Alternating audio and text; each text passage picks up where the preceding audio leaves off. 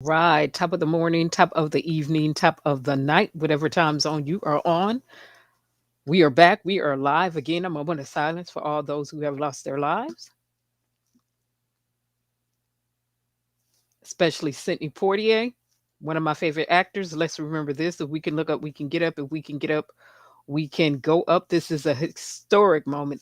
I said prehistoric moment before, but it is indeed a historic moment in the sentencing of the McMichaels and Rob Bryant. And I'm spelling his name wrong. It's spelled Brian.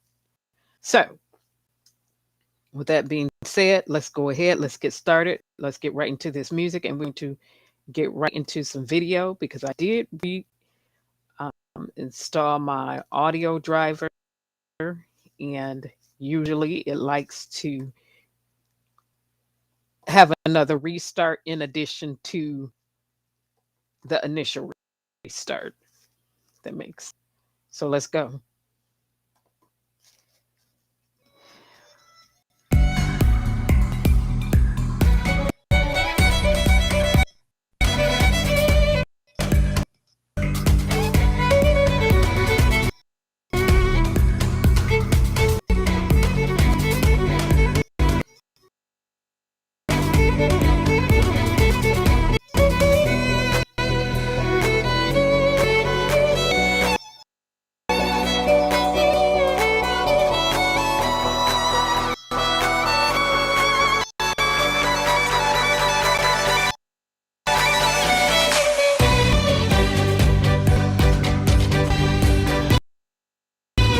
Yeah.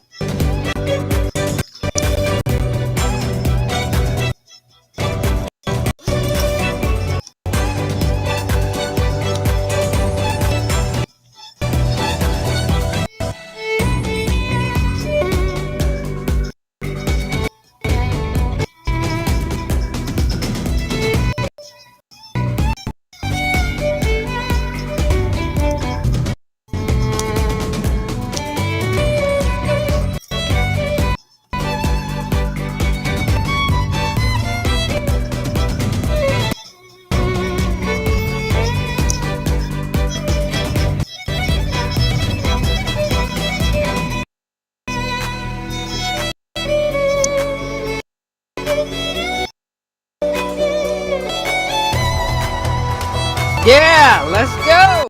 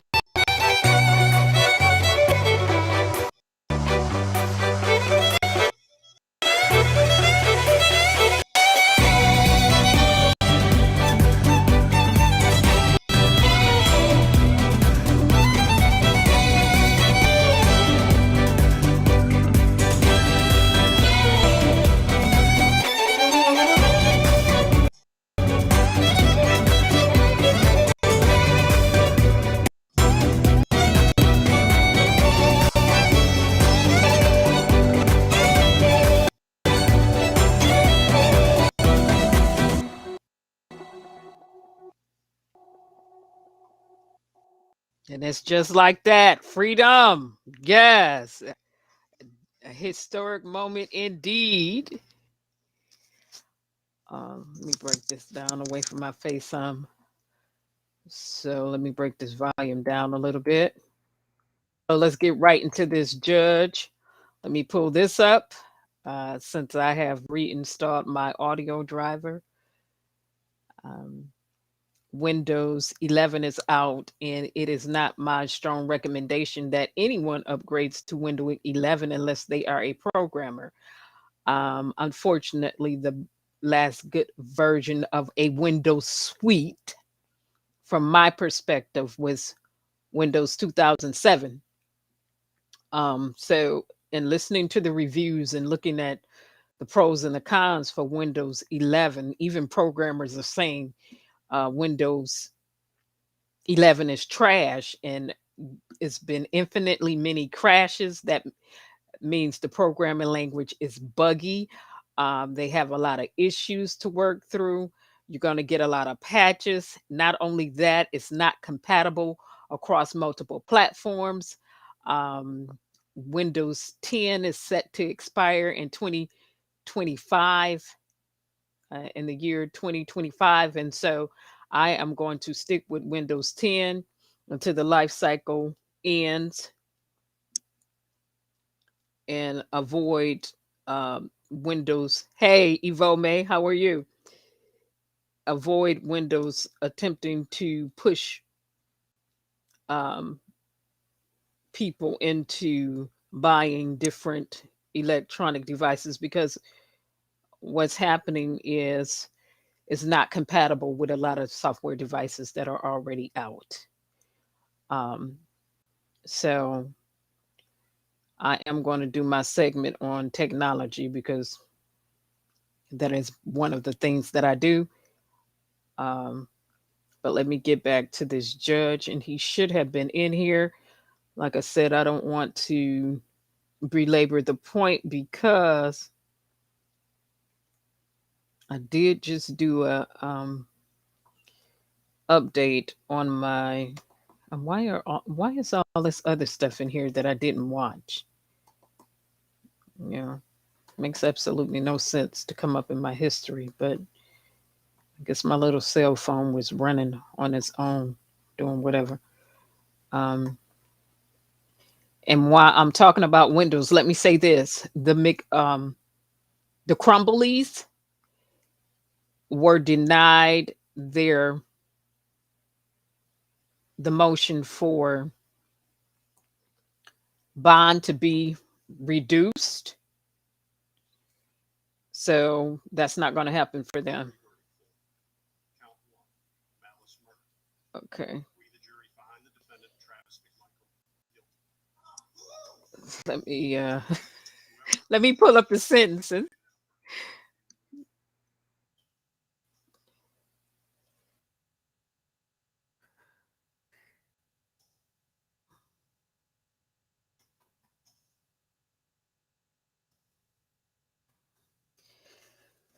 All right, let me go back to this one. Yes, Evo May, the Crumblies, that's the murder of several students in Oxford, Michigan. Their parents uh, wanted their sentences reduced, but it's not going to happen. Um, the judge denied that. Okay, so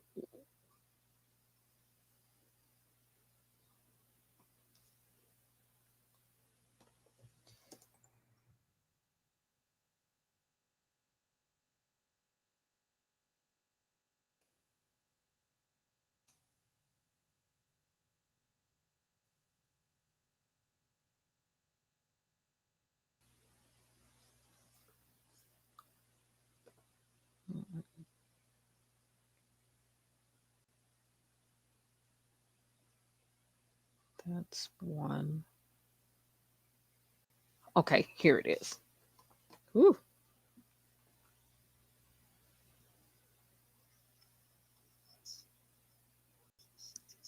Let me make sure the volume is good here.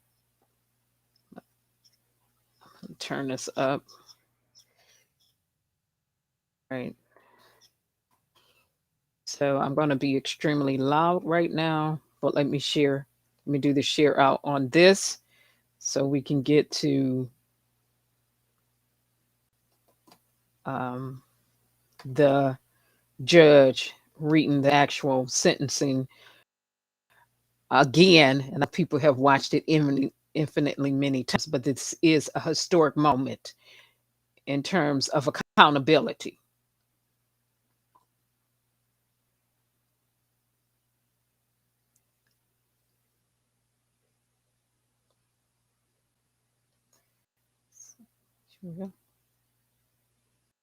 Travis McMichael. Mr. McMichael, the court sentences you follows. Count 1, malice murder without the possibility of parole. Count 2, felony murder is by operation of law. Count 3, felony murder, vacated by operation of law. Count 4, felony murder, vacated by operation of law. 5, murder, vacated by operation of law. Count 6, assault, merges into count 1. Assault. The court sentences the defendant 20 years, consecutive to count 1. Count 8, false imprisonment, merges into count 1. 9, attempted false imprisonment, 5 years, concurrent to count 7. That is plus 20. Greg McMichael, the court sentences as follows. Count 1, malice murder, defendant was found guilty. Count 2, felony murder, life without the possibility of parole. Count 3, felony murder, vacated, it's vacated by operation of law. I'm not going to repeat it. Count 4, count 5, vacated. Count 6 merges into count 2. Count 7, aggravated assault, 20 years, consecutive to count 2. Count 8, 10 years, concurrent to count 7. Count 9, 5 years, concurrent to count 7. That is 20 years. Roddy, I do want to separate a little bit because the state is making a different recommendation. And despite the back and forth Mr. Goff and I had during this case, I do want to point out a couple things that he raised that I think are appropriate to regard to the sentence. As far as the remorse, I think Brian stands in very different views. It is obvious from the beginning that he questioned the tragedy that occurred at the scene and was on whose body cam, but the body cam questioning whether or not what had occurred and then took steps early on in this process. I think that demonstrated that he had grave concerns that what had occurred should not have occurred. And I think that make Mr. Bryan's action a little bit different. However, Mr. Bryan has been convicted of felony murder. And I do not believe it can be disputed based on this case that was an appropriate verdict, at least. And when I say appropriate, what I mean is legal.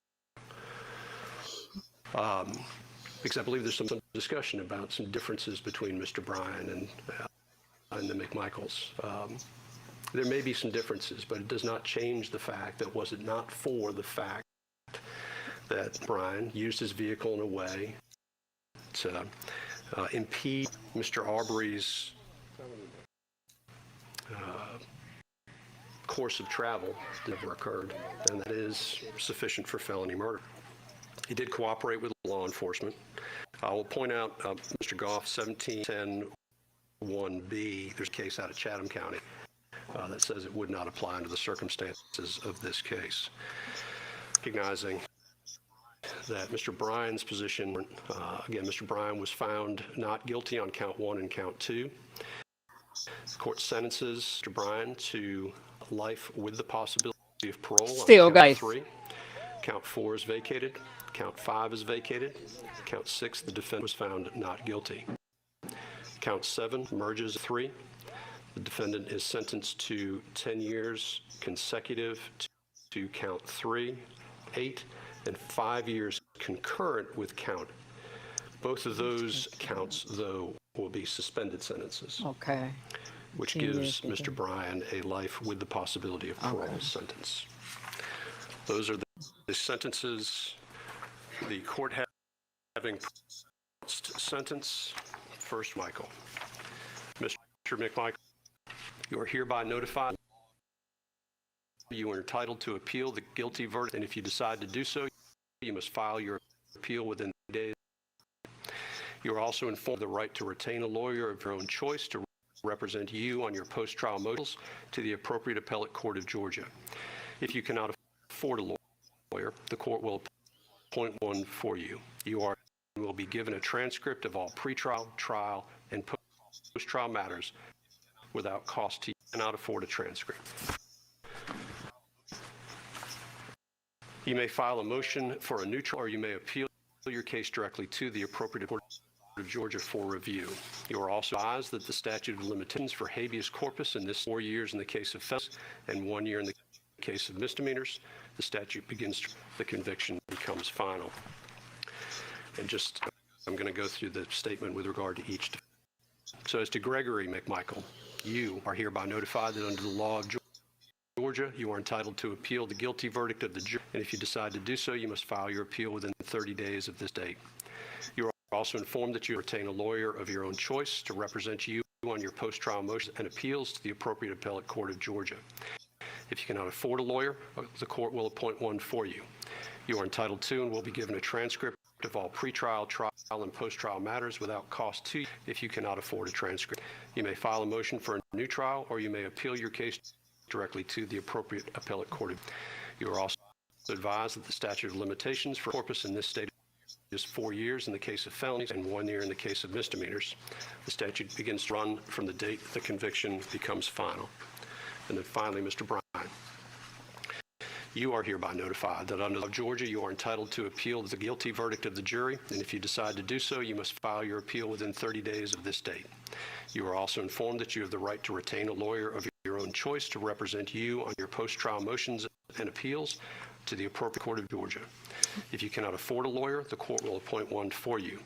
You are entitled to and will be given a transcript of all pretrial, trial, and post-trial matters without cost to you if you cannot afford a transcript. You may file for a new trial, or you may appeal your case directly to the appropriate appellate court of Georgia for review. You are also advised that the statute of limitations for habeas corpus in this state is 4 years in the case of felony, 1 year in the case of misdemeanors. The statute begins to run from the date the conviction becomes final. All right. Right. And there was.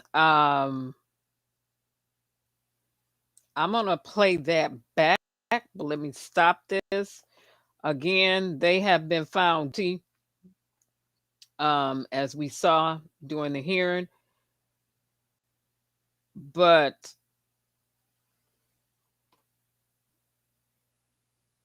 what was interesting and what is so historic is the fact that the judge gave two murderers, two Ahmaud Arbery killers, life in prison, being that they are considered privileged in America.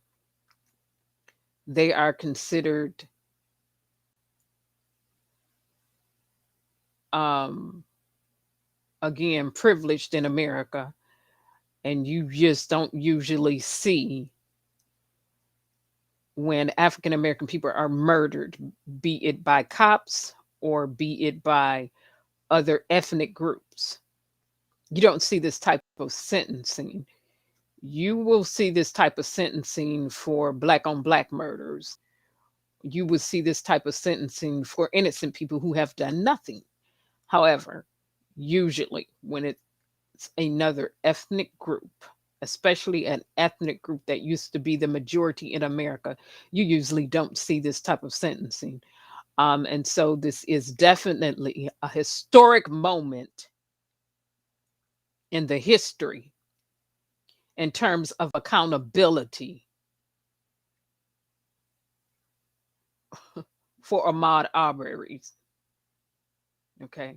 We can't bring him back to this side of the dirt, but let it be forever resolved and the mind of Mick Michaels and his son that they would do life in prison without the possibility of parole, in addition to 20 years added on to that, plus 20 years. Okay. Life in prison without parole, plus 20 years. And they still have a federal case to make it through.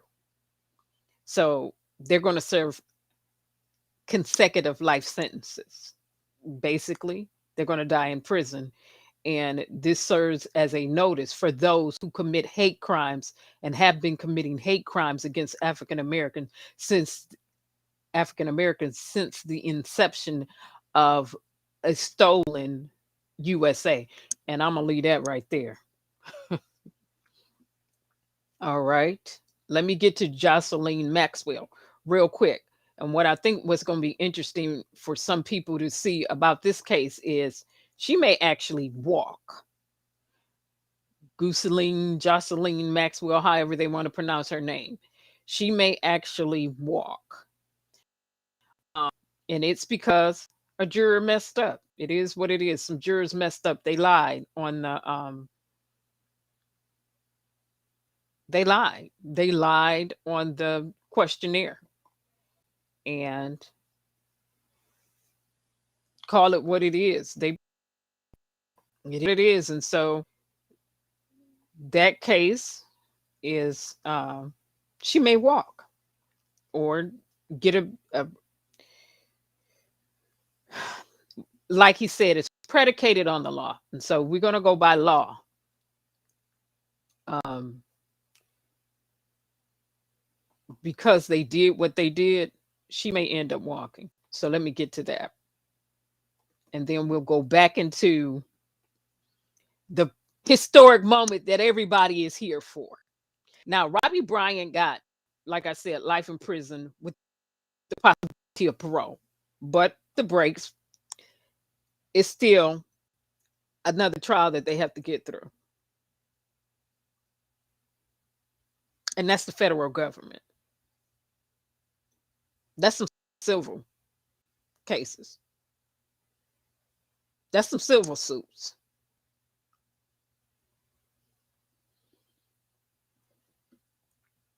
Mhm.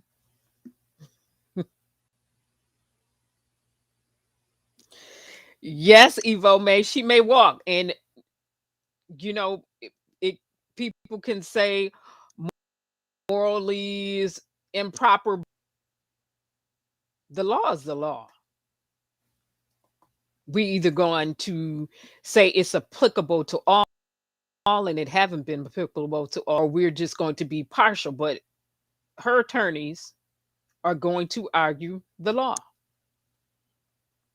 And I heard another perspective from another male who didn't agree, and some type of attorney or whatever. But whatever, the juror messed up, and I'm gonna let you hear him himself. Do the share on this.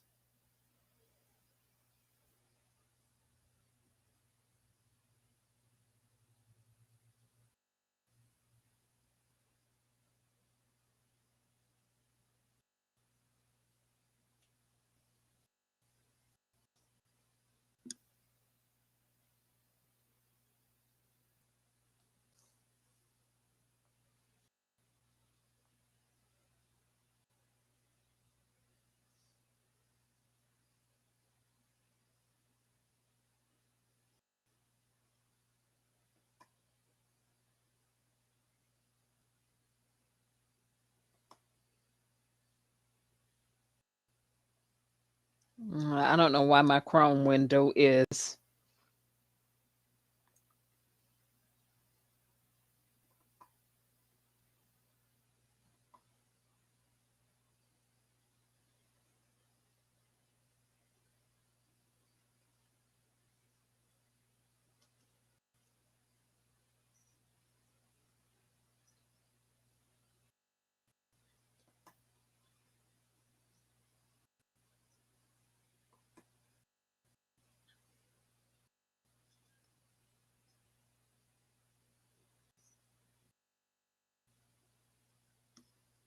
Okay, I'm looking at this.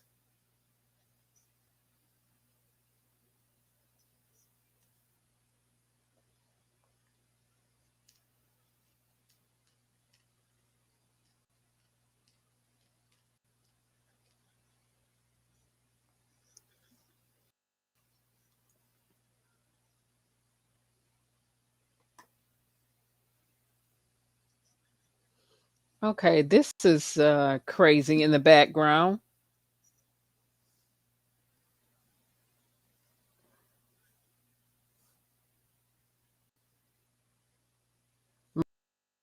Microsoft, y'all dog.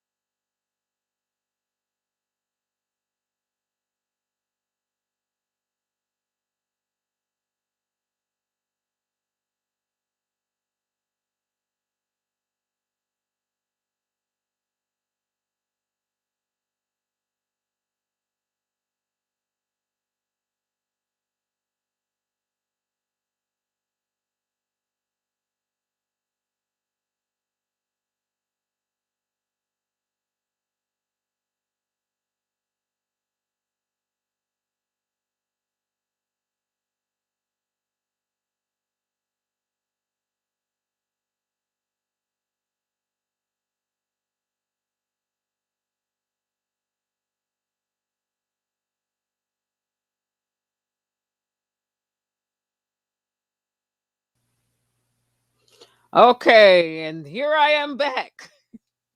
Okay.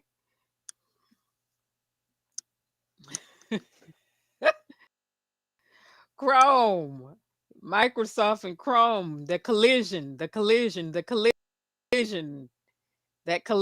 is interesting. Again, and for Windows 7, Microsoft is making sure that they are not compatible across multiple platforms. And so that's going to be interesting. And then they people to have certain hardware um, requirements for their electronic devices that many people just don't have that type of space available. So I am back again. I have the volume turned up. Apologies for being loud because I know I don't need a microphone. I naturally talk in octaves. However, in order to hear what is being said in the background, let's get to it. So, learn this again. This is Jocelyn Maxwell. Um, She may walk. She may walk, and it's going to be what it's going to be. Now, this is my pre recorded video that I was to upload earlier, and I had some errands to run. So it didn't happen. And I'm happy it didn't happen because sound on here is a bit off. And usually I like, for those who may wonder what my go to is for pre videos, when I have to edit, it is going to be Adobe Premiere Pro CC. If you go back and you look at all of my Jenkins videos, a lot of them um, that are pre-uploaded are done so with me using Adobe Premiere Pro C. So,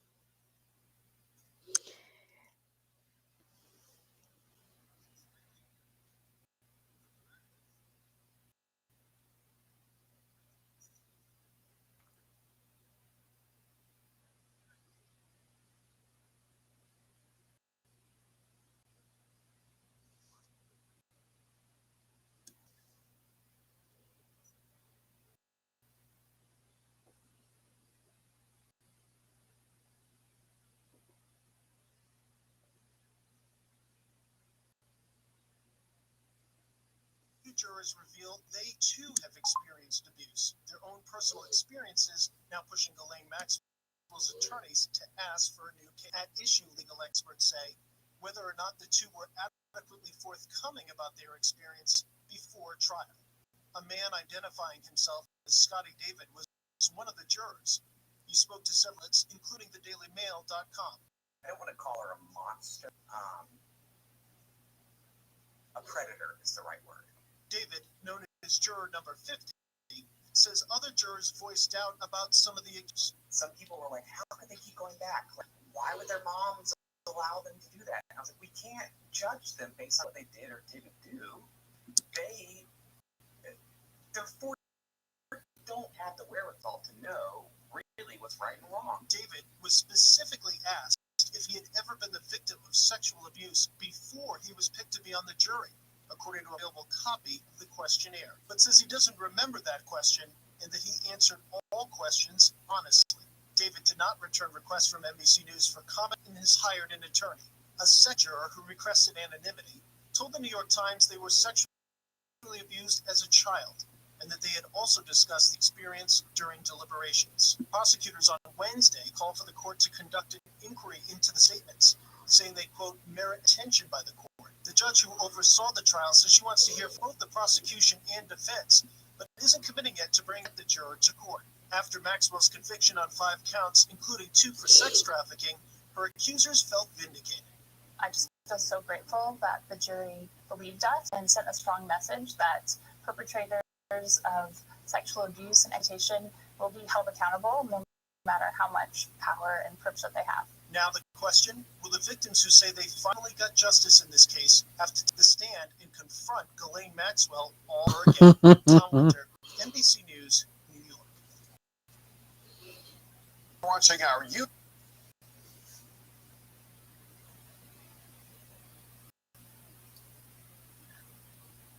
And so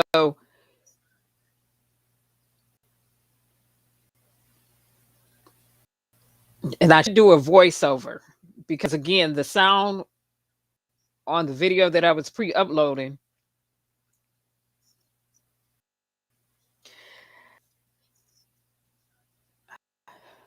what happened to Vomay is attorneys found out that 2 of the jurors did not answer the questionnaire truthfully on that one question when they were asked if they were raped or if they, had suffered any type of abuse.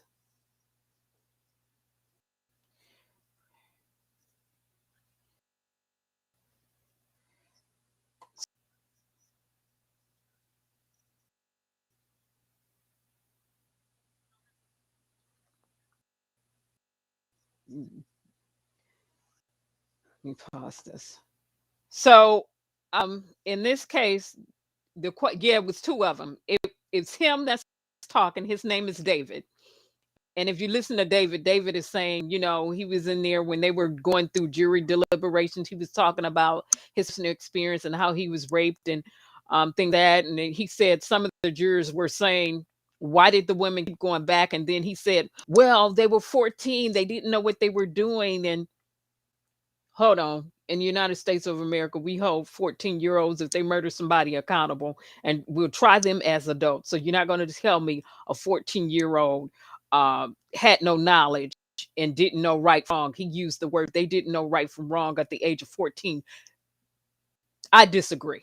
When you're the age of 14, you do know right from wrong. Period. I disagree with that unless you have some type of mental issue.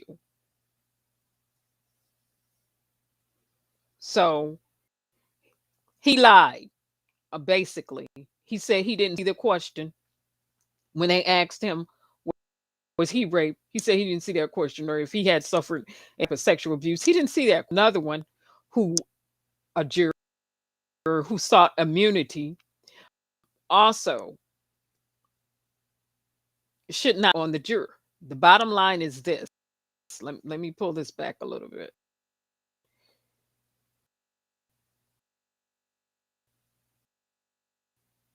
what I'm saying is, did they follow the law? Did those statements in a jury actually can be basis for a charge of perjury, a felony crime? So I asked, did they follow the law? Law. Fourth, 97, 110. An impartial juror is someone capable and willing to decide the case solely on the evidence presented at trial. Hidden jurors' actual bias, which would have been supported a change for cause. Him or her, and I'm throwing her in there, unable to perform his or her duty, and I'm putting her in there again, and thus subject to discharge in substitution. They should have been discharged, but this didn't come out until after the trial. The fact that him and the other one did not answer that question, that one question on the questionnaire so far that we know of appropriately, when they were asked if they suffered some type of sexual abuse,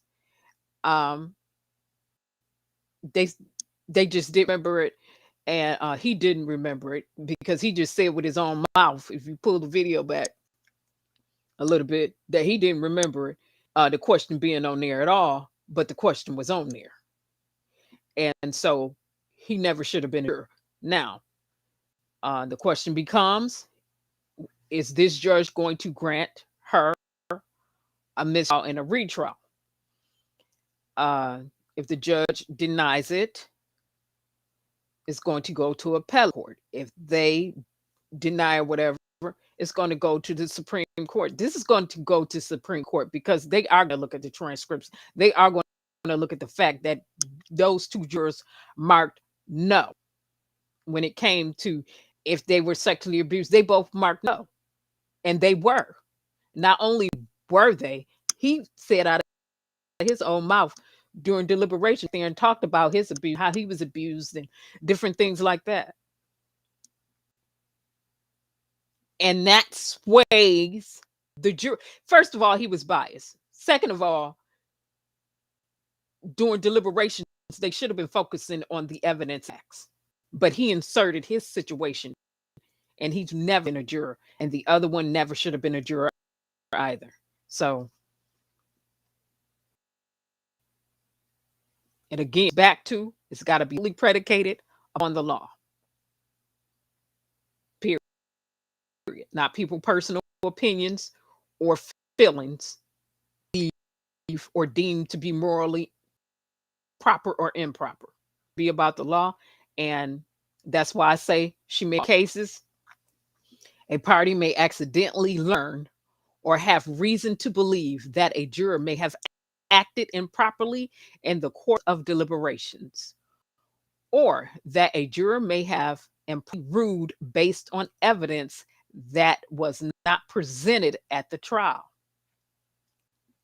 The most common occurrence is when a party learns that a juror was dishonest in answering questions during the pretrial verdict. Okay.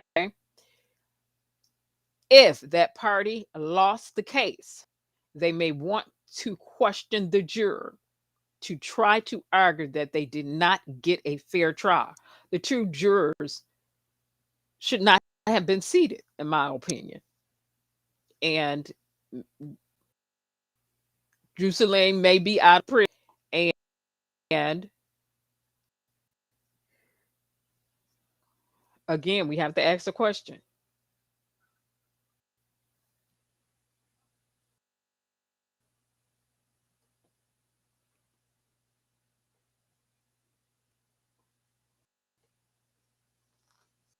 Did they follow the law?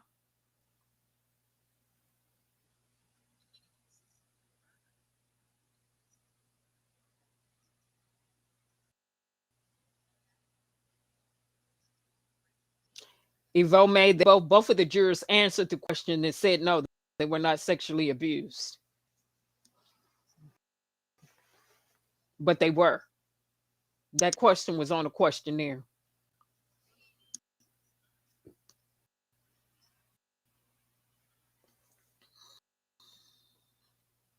So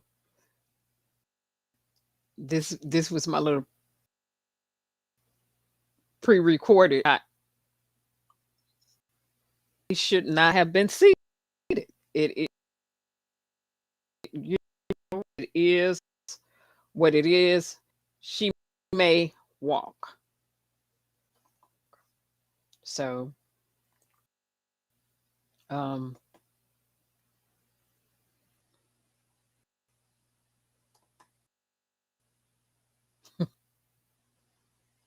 so that's the Ghislanie Jocelyn Maxwell. She may end up walking. She may end up being free because of those two jurors that what they did. Um, it's unfortunate. However, um,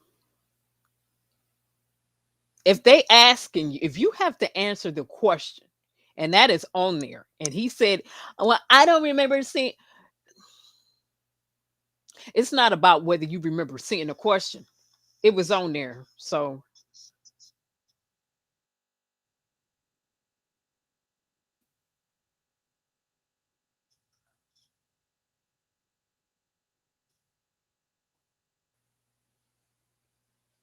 okay.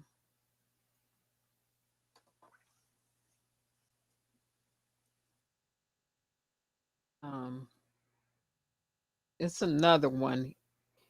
My let's see if I can show it the other news clip of what the other one said because yeah, yeah, it gets sticky. It is not debate. It's not up for debate whether or not the jurors uh misspoke, but they're trying to find out if they did it accidentally, if it was if they accidentally said that they were not abused. Excuse me. When you've been assaulted, raped, or sexually abused, you're and that question comes up, you're not going to accidentally forget to check, yes, I have.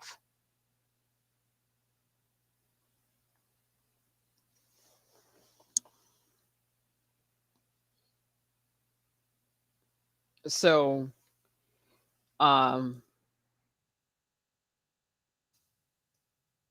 let me pull the other one up. Um another commentator was under a different perspective, saying, well, usually historically in New York, you know, judges usually won't give a uh, retry a case.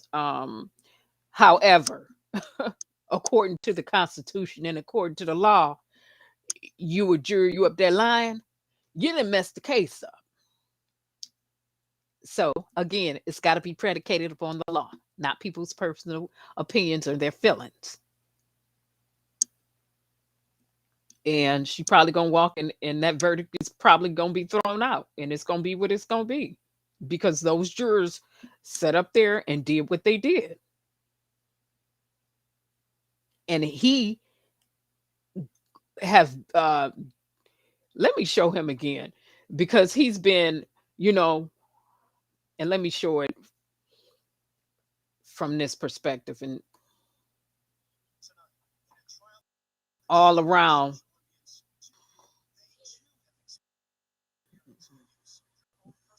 Mhm.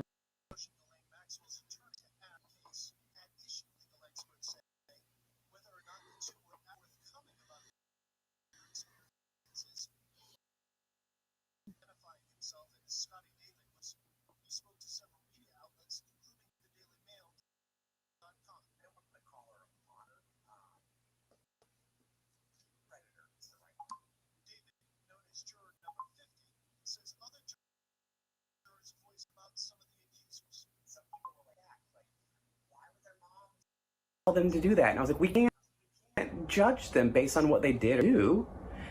They're 14. They don't really have the wherewithal to know really what's wrong. David was specifically asked if he had ever been the victim of sexual abuse before he was picked to be on the jury, according to a publicly available copy of the questionnaire. But says question, and that he answered all questions honestly. David did not return requests for ABC News for his hired an attorney. A second juror who requested anonymity told the New York Times they were sexually abused as a child, and that they also discussed the experience during deliberations. It was on Wednesday called for the court to conduct an inquiry into the statements, saying they, quote, merit attention by the court. The judge saw the trial, says she wants to hear from both the prosecution and defense, but isn't committing it to bring back the juror to court. After Maxwell's conviction on 5 for sex trafficking, her accusers felt vindicated. I'm grateful that the jury. I'm going to stop right there. I don't care how vindicated she felt. You had two jurors sitting up there. That stuff. Not only did they mess up during deliberation, they were sitting back up in there, running their mouth. Own personal experience when the pretrial questionnaire specifically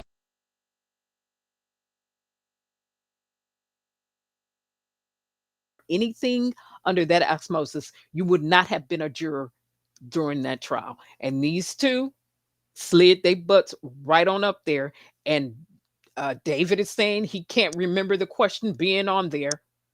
Excuse me. You had to read sentence by sentence, question by question. Now, you either purged yourself on that questionnaire, which could lead to a felony, but he's saying he didn't see it. And the other people were saying it was there clear as day. She may end up walking. Yvonne may remember on pretrial questionnaire that each individual juror answers the question by themselves, and it wasn't an open-ended question. That was a direct question that was asked. So this she gonna end up getting out. She may end up getting out. Strong possibility she may end up getting out. It's gonna be what it's gonna be. The jurors messed up. Not only did he mess up, he ran his they were running their mouth about it. It is what it is. They sat back there in a room full of witnesses, their peers, and talked about their personal experiences being sexually abused. Neither one of those two should have been a juror. And then the one, David, from his own mouth said he doesn't remember that question being on a pretrial questionnaire. Okay. Now, again, the judge can rule however she decides to rule, but if she doesn't follow the law, it's going to go higher. And again, New York has a habit of not, wanting retrials and different things like that. That's been their precedence. Well, whatever. Right here, and the judge that presided over Ahmaud Arbery's murderer's trial, the McMichaels and Mr. Robbie Bryant. Like he said, when you're dealing with the law, it's not a question of what's based on your opinion. It's about the law.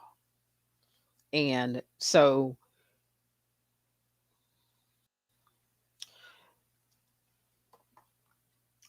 lying on a pretrial questionnaire, that's perjury. And it's felony. So she may walk. Period. Now let me get to what the other gentleman had to say.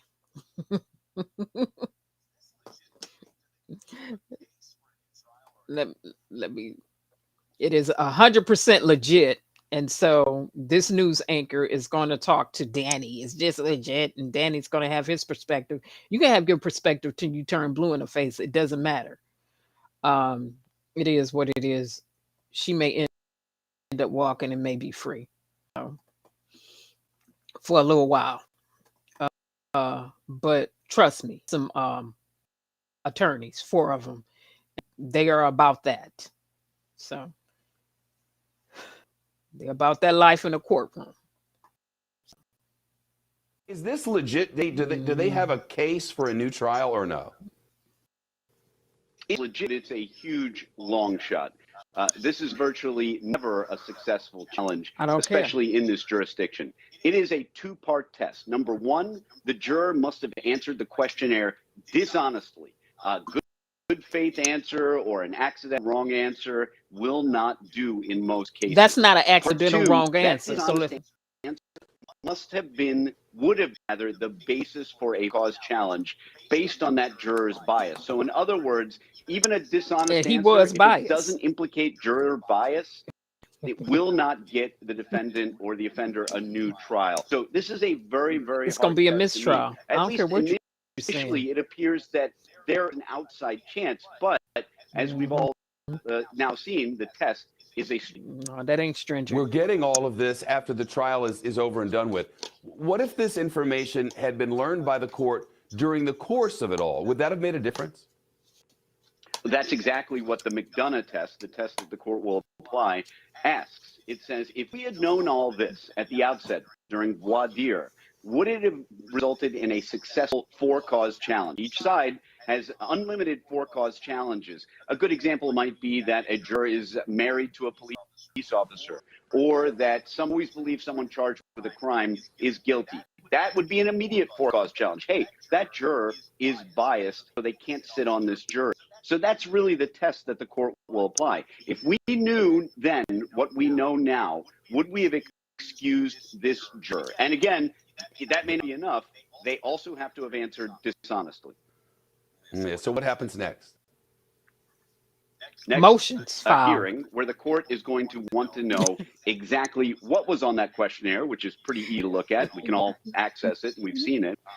Second, whether or not the juror honestly, inadvertently failed to answer that question correctly. He lied. It should be assumed that a juror simply, oops, I didn't answer it correctly. I don't remember seeing it. The court is going to want to ask a few more questions than that, because the question is right there in black and white, and the court's going to want to know, well, did you not read the question before you checked the box? Still don't These are matter. inquiries that the court needs to find out, factual inquiries, and then they need to make a legal determination. So again, an uphill battle for the defendant here. Trying all they can. Danny Savalos, thank you. It may be an uphill battle for you and for others, but let me tell you, it's going to be predicated upon the law. And the bottom line is this: people can talk about morality or whatever. Let's go back to law. They set up there, especially him, and he marked that he was not sexually assaulted, and he had been. And yes, he did sway the juror. Then he had the audacity to be on news channels saying that him and the other person who were a juror were sitting up there doing deliberations, talking about how they had been sexually assaulted. And that was one of the questions that was on the pretrial questionnaire for the jurors. She getting ready to walk. Be out of prison, from my perspective. How long she gonna be out, I don't know. But they're gonna have to let her go. Because you had 2 jurors that messed up. That was a yes/no question. It's on the questionnaire. And whether they read through every question or not is irrelevant, because when they sign their name on the dotted line, they state that what they put on there was true. That they understand falsifying state. All of that is on the juror questionnaires. I've been a juror before, a few times. And when you put your name on that dotted line, you are affirming, you are affirmatively saying and definitively saying that, yes, this is true, this is true, this is true. They both got up there. They told falsehoods, lies. They shouldn't have been up there. like he said out of his own lips, the other jurors were even questioning why did the women keep going back, and it sounded like it would have been a hung juror. It sounded like some of the jurors weren't buying that. However, with persuasive words and his personal history with sexual abuse, as well as the others, they were back there sharing during deliberation. It swayed him. So it would have been a different outcome. It would have been a different outcome. It could have been a different outcome. So, all right. That's that. Let me go back to the historic moment and play this back, because that's what I'm here for. All right. All right. Let me play this back and turn this up nice and loud. I got to hear it again. I got to hear it again. We're going to hear it again for the people who may be just getting off of work. Here it is again. Historic moment in terms of sentencing. And it's a shame we have to call this moment historic. That said, with regard to the sentence in this case, as to Travis McMichael, the court sentences you as follows. Count 1, malice murder, life without the possibility of parole. Count 2, felony murder, is vacated by operation of law. Count 3, felony murder, vacated by operation of law. Count 4, felony murder, vacated by operation of law. Count 5, felony murder, vacated by operation of law. Count 6, aggravated assault, merges into count 1. Count 7, aggravated assault. The court sentences the defendant to 20 years consecutive to count 1. Count 8, false imprisonment, merges into count 1. Count 9, attempted false imprisonment, 5 years concurrent to count 7. That is life plus 20. Greg McMichael, the court sentences you as follows. Count 1, malice murder, defendant was found not guilty.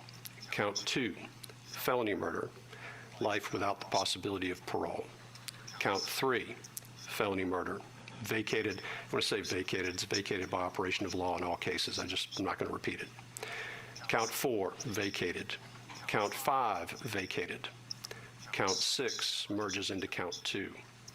Count 7, aggravated assault, 20 years consecutive to count 2. Count 8, 10 years concurrent to count 7. Count 9, 5 years concurrent to count 7. That is life plus 20 years. Roddy Bryant, I do want to separate a little bit because the state is making a different recommendation. And despite the back and forth that Mr. Goff and I had during this case, I do want to point out a couple things that he raised that I think are appropriate to raise with regard to the sentence. As far as the remorse, I think Roddy Bryant stands in very different shoes. It is obvious from the beginning that he questioned the tragedy that had occurred at the scene. It was on, I believe, I can't remember whose body cam, but the body cam, in fact, questioning whether or not what had occurred, and then took steps early on in this process, I think, that demonstrated that he had grave concerns that what had occurred should not have occurred. And I think that does make Mr. Bryan's situation a little bit different. However, Mr. Bryan has been convicted of felony, and I do not believe it can be disputed based on the facts of this case that a verdict was an appropriate verdict based upon the evidence presented. And when I say appropriate, what I mean is legal. Because I believe there's been some discussion about differences between Mr. Bryan and the McMichaels. There may be some differences, but it does not change the fact that was it not for that Mr. Bryan used his vehicle way to impede Mr. Arbery's course of travel, this may not have ever occurred, and that is sufficient for felony murder. He did cooperate with law enforcement. I will point out Mr. Goff 1710-1B. There's actually a case out of Chatham County that says it would not apply under the circumstances of this case. So the court recognizing that Mr. Bryan's position, again, Mr. Bryan was found not guilty count 1, count 2. The court sentences Mr. Bryan to life with the possibility of parole on 3. Count 4 is vacated. Count 5 is vacated. Count 6, defendant was found not guilty. Count 7, murder to count 3. The defendant is sentenced to 10 years consecutive to count 3, 8, and 5 years concurrent with count 8. Both of those counts be suspended sentences, which gives Mr. Bryan a life with the possibility of parole sentence. Those are the sentences. The court having pronounced sentence, first with regard to Travis McMichael. Mr. McMichael, you are hereby notified that under the law you are entitled to appeal the guilty verdict of the jury, and if you decide to do so, you may your appeal within 30 days of this date. You are informed that you have the right to retain a lawyer of your own choice to represent you on your post-trial motions and appeal to the appropriate appellate court of Georgia. If you cannot afford, the court will appoint one for you are entitled to and will be given a transcript of all pretrial, trial matters without cost to you if you cannot afford a transcript. You may file a motion for a new trial or appeal your case directly to the appropriate appellate court of Georgia for review. You are also advised that the statute of limitations for habeas corpus in this state is 4 years in the case of felonies and 1 year in the case of misdemeanors. The statute begins to run from the date the conviction becomes final. And just to be clear on the record, I'm going to go through the statement with regard to each defendant. So as to Gregory McMichael, you are hereby notified that under the law of Georgia, you are entitled to appeal the guilty verdict of the jury, and if you must file your appeal within 30 days of this date. You are also informed that you have the right to retain a lawyer of your own choice to represent you on your post-trial motions appeals to the appropriate appellate of Georgia. If you cannot afford a lawyer, the court will appoint one for you. You are entitled to be given a transcript of all pretrial, trial, and post-trial matters without cost to you if you cannot afford a transcript. You may file a motion for a new trial, or you may appeal your case directly to the appropriate appellate court of Georgia. You are advised that the statute of limitations for habeas corpus in this state is 4 years in the case of felonies and 1 year in the case of misdemeanors. The statute will run from the date the conviction becomes final. And then finally, Mr. Bryan, you are hereby notified that under the law of Georgia, you are entitled to appeal the guilty verdict of the jury, and if you decide to do so, you must file your appeal within 30 days of this date. You are also informed that you have the right to retain a lawyer of choice to represent you on your post-trial motions and appeals to the appropriate appellate court of Georgia. If you cannot afford a lawyer, the court will appoint one for you. You are entitled to and will be transcript of all pretrial, trial, and post-trial matters without cost to you if you cannot afford a transcript. You may file a motion for a new trial, or you may appeal your case directly to the appropriate appellate court of Georgia for review. You are also advised that the statute of limitations for habeas corpus in this state is 4 years in the case of felonies and 1 year in the case of misdemeanors. The statute begins to run from the conviction becomes final. Yep, and that was the end of again a historic moment. Unfortunate we have to call it a historic moment, but still a historic moment. And sentenced to life in prison without parole for murdering, intentionally chasing Arbery down like they were hunting during hunting season, killing him, running him into a ditch, hitting him, and then lying about it. They have been sentenced to life in prison, the McMichaels, without parole, plus 20 years on top of that. And Mr. Bryan has been sentenced to, well, Ronnie Bryan has been sentenced to life in prison with the possibility of parole. Again, they still have other trials to make it through, and that will be civil suits, civil trials. And this was criminal. Now they have to hit the civil. And the judge, I don't foresee the McMichaels getting out of prison unless something miraculous happened. And many times in Georgia, because they still have the death penalty, and one of the attorneys did come in and argue that they should not have given the death penalty. They could have gotten the death penalty. However, yeah, they could have gotten a death penalty. However, they got life in prison. Again, Ronnie Bryan, he gets possibility of parole. McMichaels, no possibility of parole plus 20.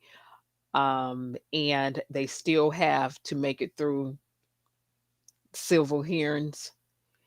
And I don't foresee them getting out of prison. No. Yeah, Evo May, they did have a stank mindset and thought that they were right. And it was hate crime. Now, when they get to the civil trial, they're gonna get charged with hate crimes. And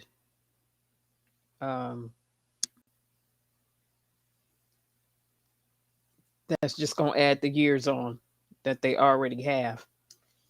So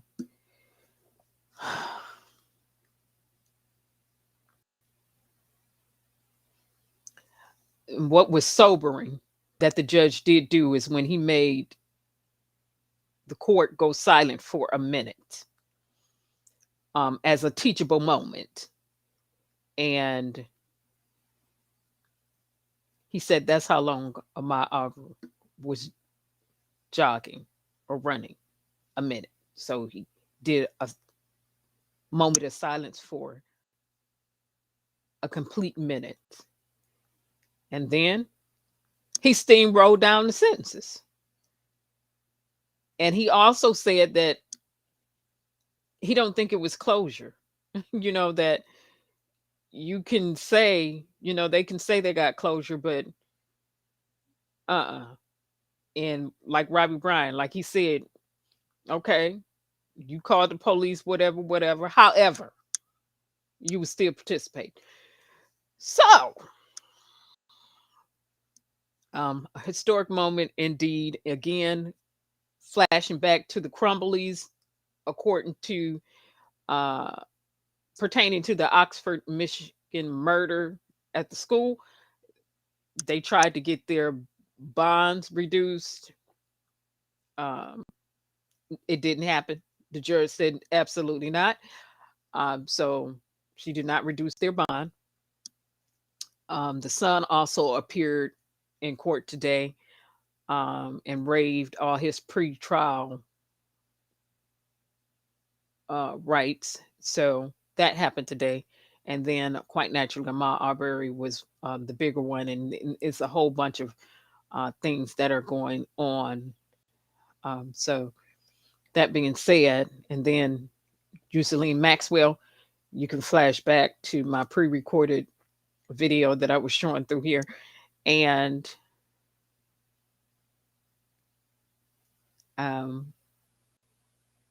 look forward to new graphics, and look forward for us to continue to actively stay engaged when it comes to justice. Now, with that being said, where am I at time? An hour and 9 minutes. All right. With that being said, with all the hiccups and the hangups that happened tonight, we're going to wrap this up. Thank you so much for streaming, everybody. Got my scarf on because it was cold. My neck was cold. You all have a pleasant evening and a pleasant night. And remember, if you can look up, you can get up, you can get up, you can go up. We never stop doing the work until the breath and the life is going out of our bodies. Bye-bye, everybody. Make this a steamrolling year.